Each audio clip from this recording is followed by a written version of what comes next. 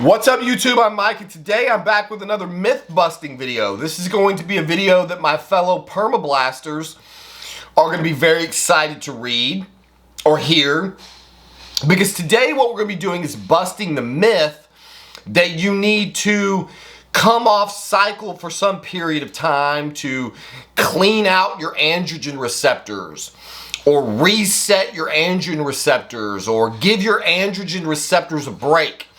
This is this bullshit lie that is perpetuated all over the bodybuilding community. It was just recently regurgitated in my comment section.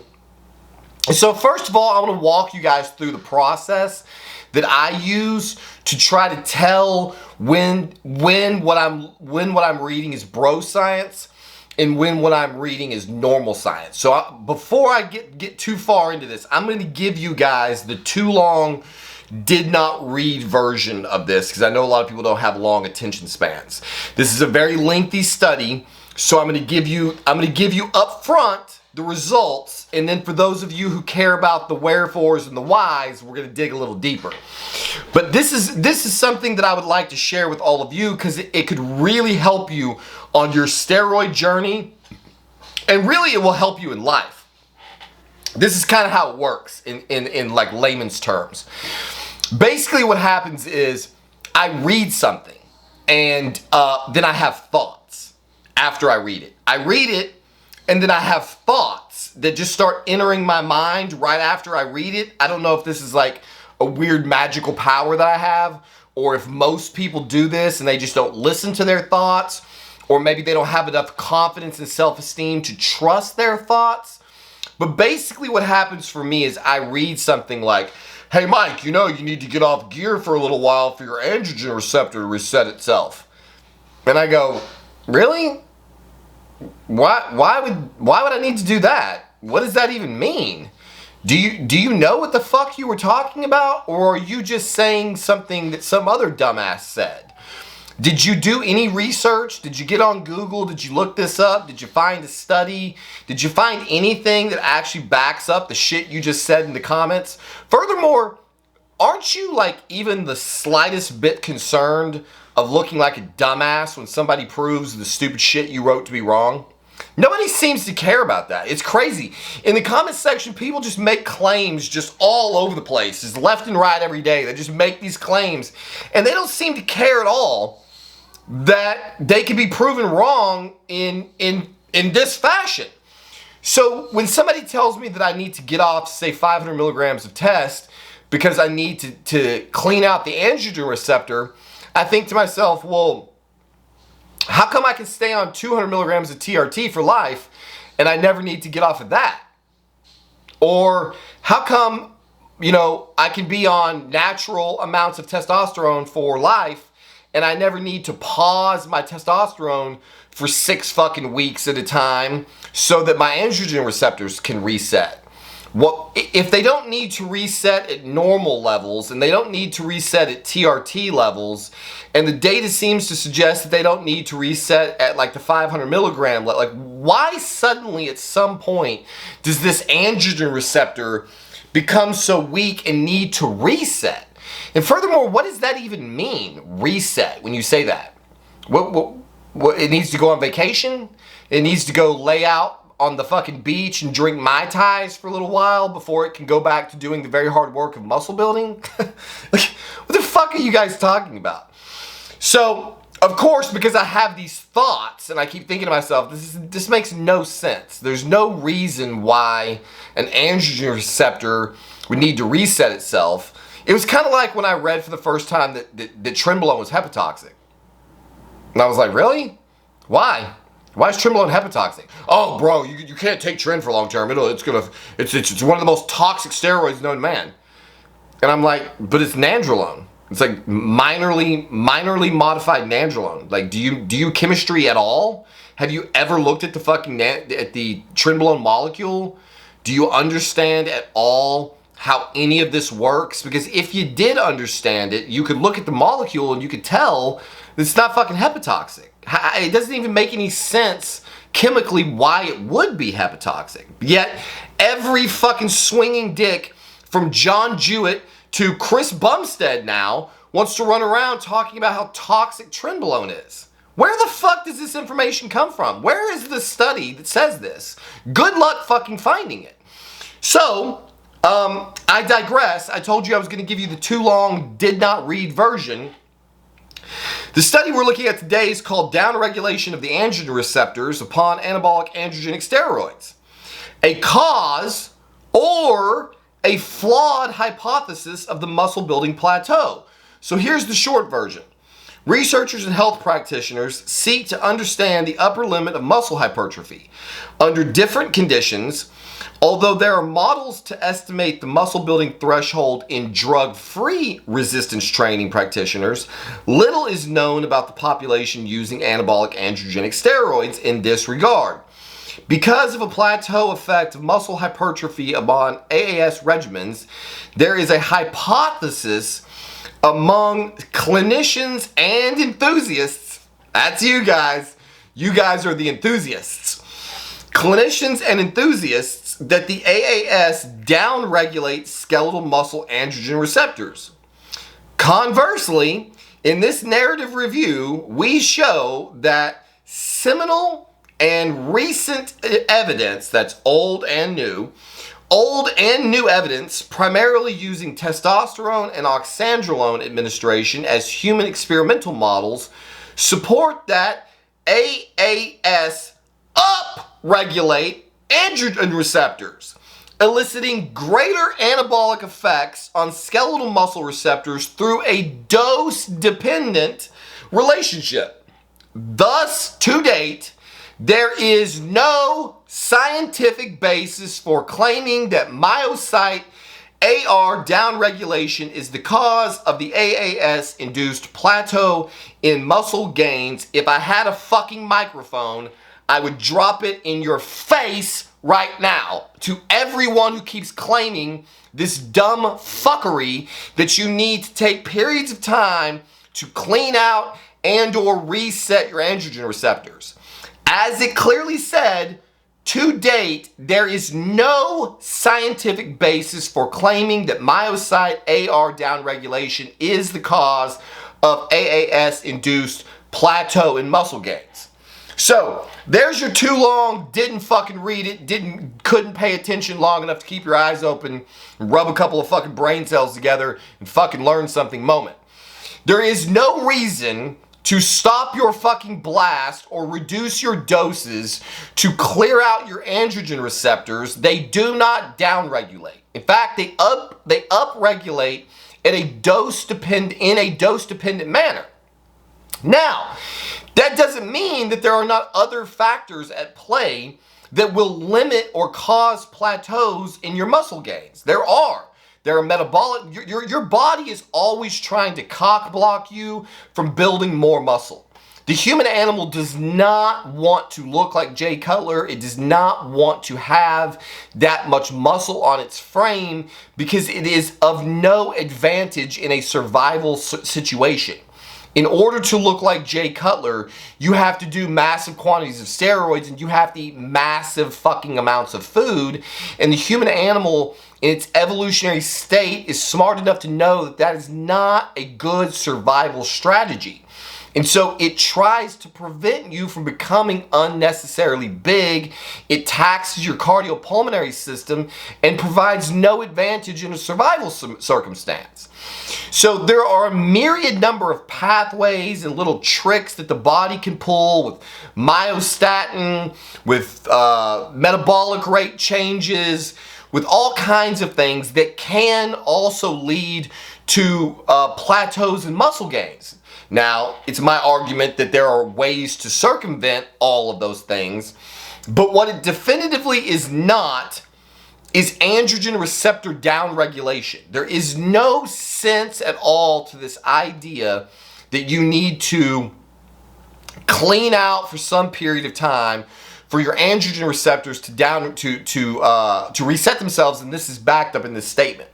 So at this point in the video, if all you want is a soundbite, if you just want something that you can now go regurgitate to everyone who makes this claim, here is your new science, not bro science. Again, I'm going to link this article in the description so that you can have it in your arsenal when you go to argue with other fucktards who continuously say the same dumbass things over and over and over again with apparently no fear of having someone point out that they're totally wrong. It's mind-blowing the number of people who make comments on a regular basis in my comment section. And it's like, do you guys not have any pride at all? Like, at no point when you're typing up some dumb fuckery that you have absolutely no proof of, don't you worry, like, oh shit, what if somebody proves me wrong? That's not, like, embarrassing to you when I make a video showing you your ass? That's why I don't make claims on other people's videos, or claims, period, unless I have actual data to back it up. Because I go out of my way to not be proven wrong. Is it possible to prove me wrong? Probably, sure. But at least if that's the case, then we'll be getting new data to come to the scene, rather than me running around just fucking parroting dumbass shit that people say with absolutely no evidence to back it up. So if that's all you care about, then thanks for watching. We'll see you on the next one. For those of you who want to who dig a little bit deeper, in this study, they, like I said, they basically are running from testosterone and oxandrolone studies. The history of their knowledge base is primarily dealing with male hypogonadism, and how testosterone is used to improve clinical symptoms of body composition.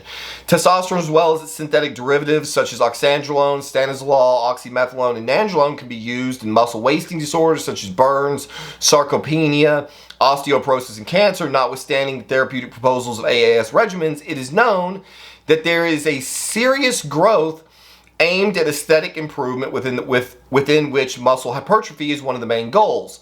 Such a practice is not supported by the medical literature, with no consensus on dosing regimens, types of drugs that should be used, therefore resulting in an undecipherable field.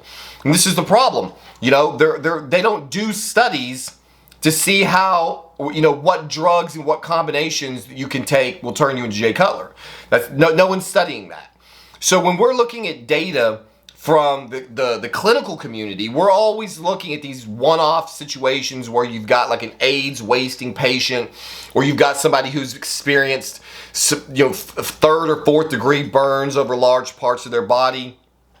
Rarely is the objective to just see, hey, what drug will put gigantic amounts of muscle on this guy's frame. They're not doing a whole lot of studies to figure out what drugs will make baseball players be able to break the fucking home run title. They don't give a shit about that. And so that it falls to us enthusiasts to do this work. And it's just unfortunate that all of us enthusiasts continue to parrot the same bullshit fucking data.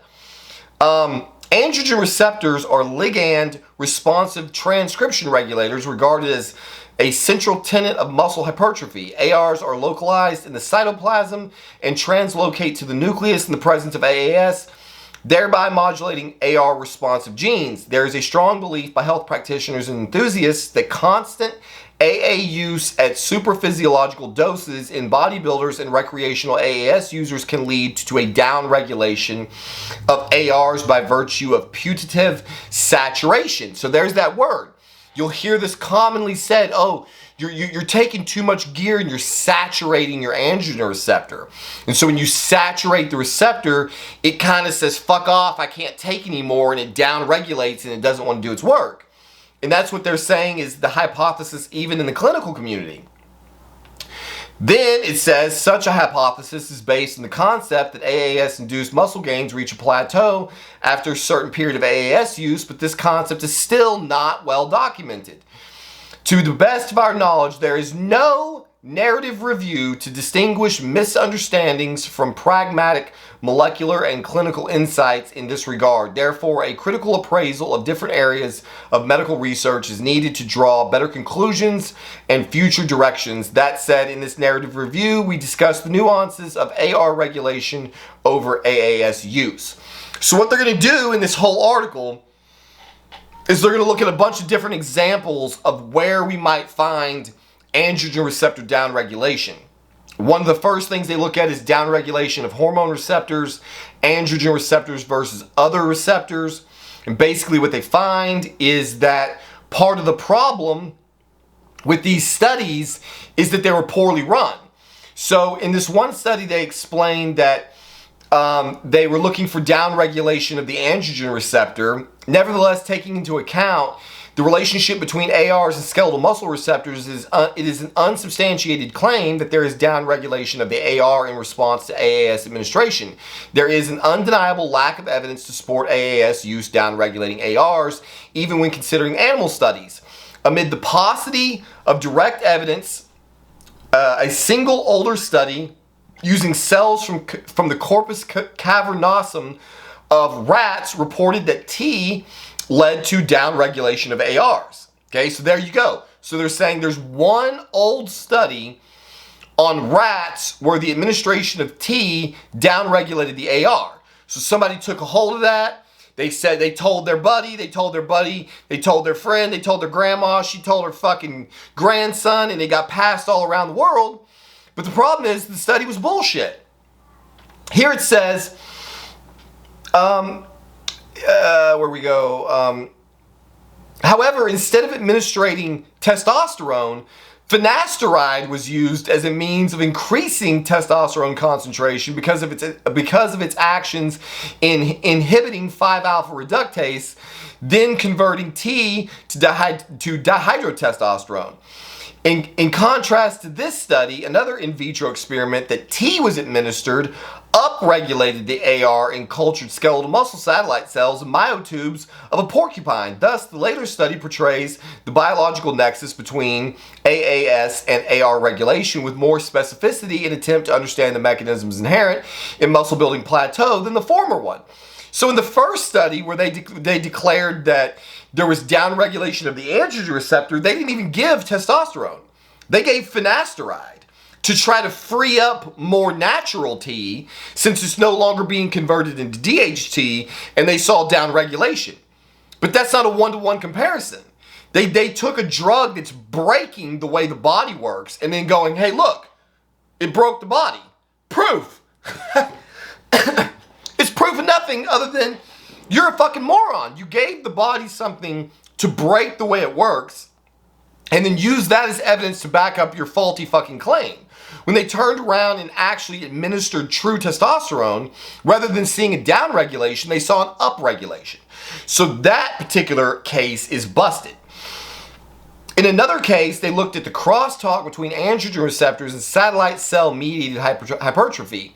Many animals and human studies support that T administration leads to satellite cell proliferation and increases the number of myonuclei. More importantly, supraphysiological doses of T increase the number of satellite cells and myonuclei in healthy men. After 20 weeks of 125, 300, 600 milligrams weekly doses of T and anthate, this team detected significant increases in myonuclear number for those subjects who received 300 or above. Equally important, the increase in satellite cell number correlation with changes of free T concentrations. Given the well-established effects of AAS on orchestrating satellite cells, one can contemplate crosstalk between AR and signaling pathways involved in activating satellite cells from quiescence to proliferation, as the binding of AAS to ARs is imperative to afford satellite cell mediated hypertrophy. Hence, based on the available literature, the hypothesis that the use of T and other AAS promote AR downregulation in skeletal muscle is an unwarranted assumption, as their effects on muscle mass accretion are evident, as discussed below. So again, this is going to go on and on. I think there's like seven different pathways that they tested. If you guys want to dig deeper into this, you're more than welcome to click the fucking link and try to read through all of this. They go over androgen receptor content, accompanying hypertrophy mediators and lead body mass, busted. Why can downregulation of myocyte androgen receptors in response to anabolic androgenic steroids be considered a flawed hypothesis? They go into detail explaining why these hypotheses never made any sense. They still don't make any sense because they're not fucking true. And then they even look into AA misuse versus therapeutic use to prove that even when you're using supraphysiological doses of steroids, it still does not cause the downregulation of the fucking androgen receptor. In fact, it causes the opposite. in a dose-dependent manner. So the more fucking gear you inject, the more upregulation of the androgen receptor you get, the more work it does. Which should have been obvious to everybody. If the claim that downregulation made sense and that you needed to clean out before you start over again, then you would never need to go over like 200 milligrams of fucking gear. If I gain 12 pounds on 200 milligrams of test, and then I go off cycle for fucking 6-8 weeks, then I go back on 200 milligrams of test, if that reset my androgen receptors, then I should be able to grow again.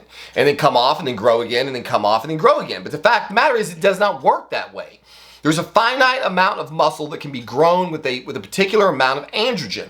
And so what all of the studies show is that with ever increasing doses of androgens, you get an ever increasing amount of fucking androgen receptor activation or regulation. So again, does this create a one-to-one scenario where if you just keep pinning more and more gear, you'll just keep getting bigger and bigger?